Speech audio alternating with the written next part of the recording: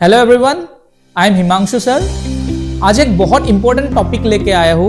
Whoever is targeting for NEET 2024, this video is very important because मैं एक ऐसा list share करने वाला हूँ इस वीडियो में फिजिकल केमिस्ट्री रिलेटेड, जो कि 2024 में आपको बिल्कुल भी नहीं मिस करना चाहिए ये सारे topic. As most of you already know, I am teaching physical chemistry for the last 9 years।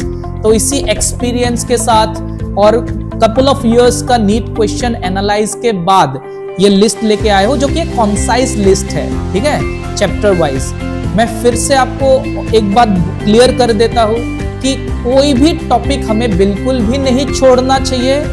ये एड ऑन है कि भैया सब कुछ पढ़ने के बाद हमें रिवीजन तो करना ही होगा, और इस लिस्ट में जो जो टॉपिक है उसको बिना रिवाइज किए हमें आगे बिल्कुल भी नहीं बढ़ना चाहिए। Whoever is my student should thoroughly follow my notes because those are optimum collection of data। ना उसके बाहर पढ़ना है ना उसके कम पढ़ना है, बिकॉज कहीं ना कहीं by the grace of the God एक ट्रैक रिकॉर्ड रहा है मेरे नोट्स का कि उसके बाहर नीट में क्वेश्चंस आते नहीं है, ठीक है। तो वो तो अच्छे से ही पढ़ना है। Who are not my students should follow their respective faculty members notes अच्छे से।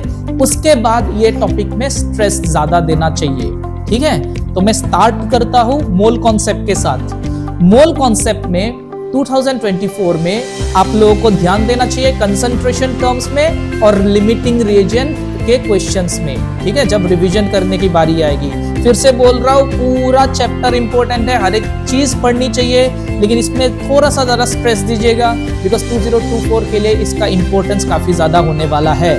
Next is atomic structure. Atomic structure में quantum number is always a hot topic. Quantum number से क्वेश्चंस तो रहते ही है, ठीक है, क्वांटम नंबर को से स्टार्ट होके नोट्स तक, ठीक है, वो तो पढ़ना ही पढ़ना है।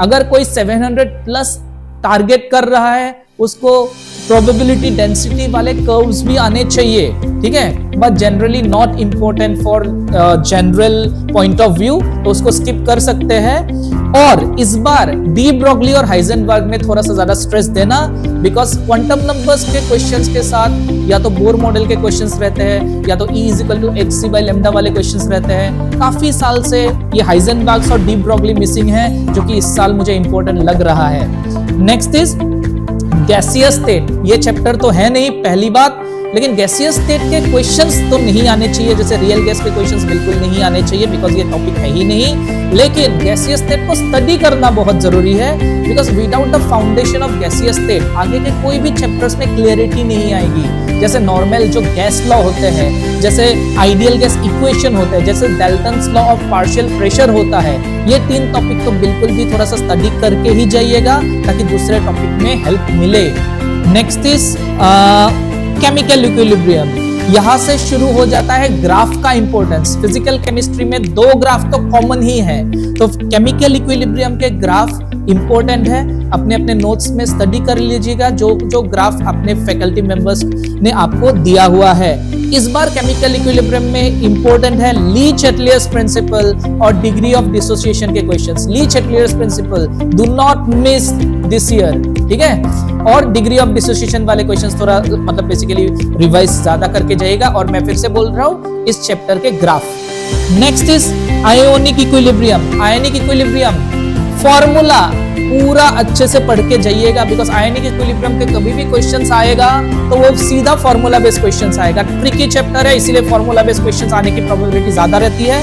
इस बार स्ट्रेस देना है सॉल्युबिलिटी में, मेरे हिसाब से सॉल्युबिलिटी अच्छे से पढ़ के जाना, बिकॉज बहुत इंपॉर्टेंट टॉपिक है, ठीक है। इसके मिक्सिंग क्वेश्चंस आ सकते हैं और बहुत सालों से सॉल्युबिलिटी के क्वेश्चंस आए नहीं हैं, तो सॉल्युबिलिटी इस बार वेरी इंपॉर्टेंट, ठीक है। फिजिकल केमिस्ट्री के इनफैक्ट सारे चैप्टर्स का फॉर्मूला अच्छे से रट के जाना, बिकॉज कोई भी टॉपिक तुम्हें याद कॉन्सेप्चुअली तुम कर पाओ या ना पाओ, फॉर्मूला बेस्ड क्वेश्चंस की वेटेज ज्यादा होती है। फॉर्मूला आना चाहिए, तभी मोस्ट ऑफ द क्वेश्चंस वैसे ही सॉल्व हो जाएंगे, ठीक है। आयनिक इक्विलिब्रियम में वैसे कोई ग्राफ रिलेटेड क्वेश्चंस की प्रोबेबिलिटी कम ही है, ठीक है। थर्मोडायनेमिक्स अगेन ग्राफ इंपॉर्टेंट, चाहे वो वोगडन वाले ग्राफ हो, बहुत ज्यादा जरूरी होता है, ठीक है। एडियाबेटिक आइसोथर्मल वाले कर्व हो, जरूरी होता है। इसके ऊपर हैश लॉ के क्वेश्चंस इस बार अच्छे से करके जाइएगा थर्मोकेमिस्ट्री वाले पार्ट से, और स्पॉन्टेनिटी के कॉन्सेप्ट को क्लियर करके जाना। स्पॉन्टेनिटी स्पेशली डेल्टा जी वाले स्पॉन्टेनिटी, नॉट एंट्रोपी वाले स्पॉन्टेनिटी। डेल्टा जी वाला जो स्पॉन्टेनिटी का टॉपिक है फॉर्मूला के साथ अच्छे से उस टॉपिक को क्लियर करके जाना है, ठीक है। नेक्स्ट मैं सोल्यूशन में आता हूँ। सोल्यूशन में भी ग्राफ, जो छोटे मोटे ग्राफ है रॉल्स लॉ के, वो सब थोड़ा सा पढ़ के जाना, ठीक है। इसके ऊपर कॉलिगेटिव प्रॉपर्टी सॉल्यूशन का ऑलवेज अ हॉट टॉपिक, तो बिना कॉलिगेटिव प्रॉपर्टी पढ़े बिल्कुल भी नहीं जाना है। और रॉल्स लॉ के क्वेश्चंस तो बेस है इस चैप्टर का, तो रॉल्स लॉ, इसके छोटे मोटे ग्राफ और कॉलिगेटिव प्रॉपर्टीज सॉल्यूशन के अच्छे से इस बार पढ़ के जाना है। नेक्स्ट में आऊंगा kinetics, very very important graph, चाहे वो एक्टिवेशन एनर्जी वाले ग्राफ हो जिससे डेल्टा एच निकाला जा सकता है, एनर्जी वर्सेस रिएक्शन पाथ जिससे एक्टिवेशन एनर्जी निकाला जा सकता है, ठीक है, वो वाले ग्राफ बहुत जरूरी। इस बार मुझे लगता है कि अर्हेनियस इक्वेशन का जो के वर्सेस लॉग के वर्सेस 1/t वाला ग्राफ वो भी काफी जरूरी है, जिससे एक्टिवेशन एनर्जी अगेंस्ट स्लोप से निकाला जा सकता है, वो भी अच्छे से पढ़ के जाना। ग्राफ मैं बार बार बोल रहा हूँ, केमिकल काइनेटिक्स के ग्राफ एक भी नहीं छोड़ना है, चाहे वो integrated rate law, first order, zero order, सारे ग्राफ अच्छे से पढ़ लेना है। और इंटीग्रेटेड रेट लॉ में इस बार स्ट्रेस देना, और ऑर्डर के क्वेश्चन में थोड़ा सा स्ट्रेस देना, ठीक है। तो ये हो गई काइनेटिक्स के क्वेश्चंस। नेक्स्ट में आता हूँ इलेक्ट्रोकेमिस्ट्री के। इलेक्ट्रोकेमिस्ट्री में इलेक्ट्रोलाइटिक सेल काफी सालों से क्वेश्चंस नहीं है। इलेक्ट्रोलाइटिक सेल का जो क्वेश्चंस है, एनोड प्रोडक्ट और कैथोड प्रोडक्ट थरोली अच्छे से पढ़ के जाना। लिमिटेड केसेस है, ठीक है, सोडियम एमलगम वाले केसेस, अगर मतलब बेसिकली मेटल रॉड लेता हूं मैं कैथोड एनोड में, वो वाले केसेस अच्छे से पढ़ के जाना। इलेक्ट्रो रिफाइनिंग, इलेक्ट्रोप्लेटिंग, ये सब चीजें पढ़ के जाना। फेराडेस लॉ वाले क्वेश्चंस भी थोड़ा सा इस बार पढ़ के जाना, बिकॉज बहुत सालों से फेराडेस के क्वेश्चंस नहीं है, ठीक है। ऊपर से ऑक्सीडाइजिंग एजेंट, रिड्यूसिंग एजेंट वाले क्वेश्चन जो कि इनॉट सेल से निकाला जा सकता है, इनॉट वाले वैल्यू से, वो वाला इंपॉर्टेंट है। इनॉट वाले वैल्यू से कैसे, कौन किसको ऑक्सीडाइज कर पाएगा, कौन किसको ऑक्सीडाइज नहीं कर पाएगा, वो सब जो टॉपिक है अच्छे से रिवाइज करना है। इस बार रेडॉक्स को भी इलेक्ट्रोकेमिस्ट्री के साथ इंक्लूड किया है, तो बैलेंसिंग देखना है, लेकिन मैं तो इतना इंपॉर्टेंस बैलेंसिंग को नहीं देना चाहता इस साल के लिए। तो इस बार इक्विवेलेंट के एन फैक्टर वाले questions, oxidation number changes questions, ठीक है, और जो एन फैक्टर से रिलेटेड स्टोइकोमेट्री के क्वेश्चंस, ये वाला अच्छे से रेडॉक्स का पढ़ लेना है, ठीक है। तो काफी सारे चैप्टर्स तो हटाया गया है, as most of you already know, ठीक है, जैसे सॉलिड स्टेट नहीं है, जैसे सरफेस केमिस्ट्री नहीं है, ठीक है। तो और एक चीज को फिजिकल केमिस्ट्री में नया इंक्लूड किया गया है, जो कि केमिकल बॉन्डिंग है, जो कि पहले इनऑर्गेनिक में माना जाता था। Chemical bonding, as I don't handle the chapter, तो I don't want to comment over here. तो जितना भी मैंने लिस्ट बोला, इसको अच्छे से रिवाइज करिएगा, जैसे most of the coaching centres have completed their course by now I guess. तो जो रिवाइज करने की बारी आएगी, हो सकता है सारे टॉपिक्स रिवाइज करने के टाइम नहीं मिले बहुत लोगों को, तो ये टॉपिक छोड़ना ही नहीं है। मैं फिर से बोल रहा हूँ, ये टॉपिक ही सिर्फ नहीं है, people should study all the topics, लेकिन these are the important points which you should never miss.